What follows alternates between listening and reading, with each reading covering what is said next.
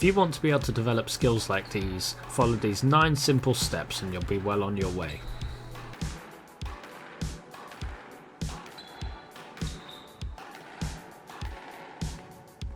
The first step is figure of 8s on the bounce. It's important to remember that the ball has to hit the front wall before the side wall so it can come directly back to you on the tee. This is a great exercise for getting used to the follow through going to the target area so that you can keep the ball under control.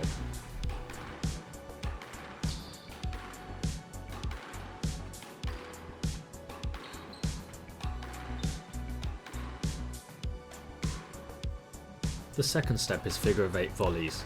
These are very similar to the first routine, the only difference being that the ball isn't allowed to touch the ground. This requires better timing as the window of opportunity to strike the ball is smaller.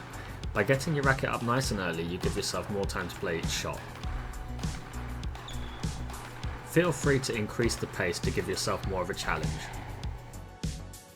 The third step is what I call butterfly volleys. In this routine you have to hit 2 shots to each side in a row. This really calls the follow through into question as it forces you into hitting a very precise angle for the second shot on each side.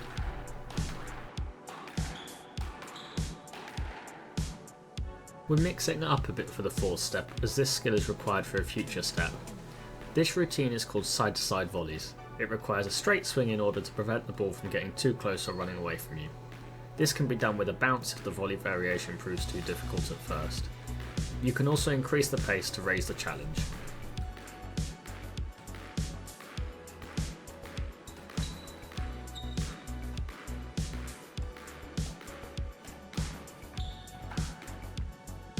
For step 5, we're starting to combine some of the skills we've learnt previously.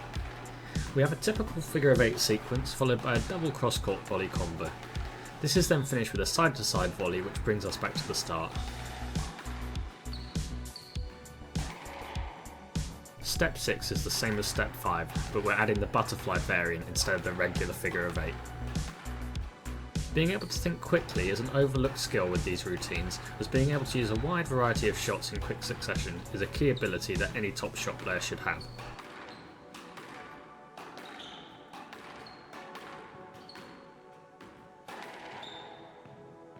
Step 7 is where it starts to get exciting. The figure of 16 volleys are essentially a double figure of 8 combo using all 4 corners. This is the slow version so you can focus on placement and give yourself more time to think. The hardest part is the third shot of the combo, when you have to transition from the front of the court to the back of the court with the backhand. Often this requires you to twist your body around quickly so you don't rely too heavily on the wrist flicking the ball from behind you. Step 8 is where we ramp up the pace on the figure of 16 volleys. For this you'll need to generate a lot more racket head speed than for any of the previous routines. It's also crucial that you're on your toes as it's difficult to be perfectly precise when hitting these shots at this pace, so you may need to make lots of small adjustments to your position.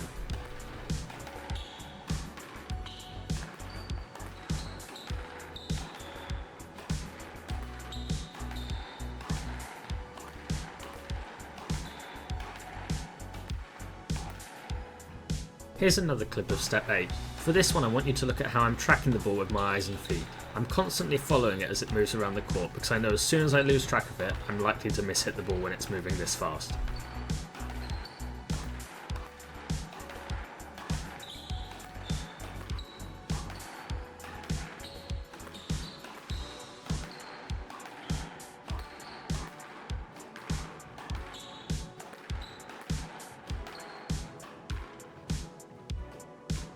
We're finally here at step 9.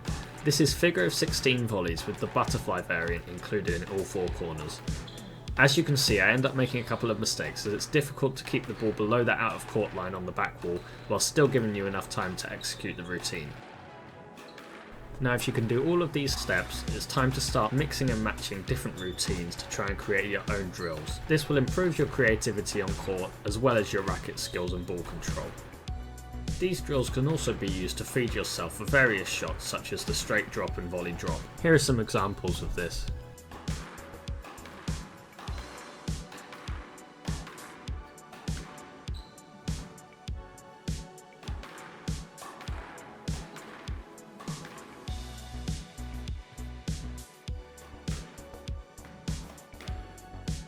Thanks for watching guys, please like and subscribe for more content like this.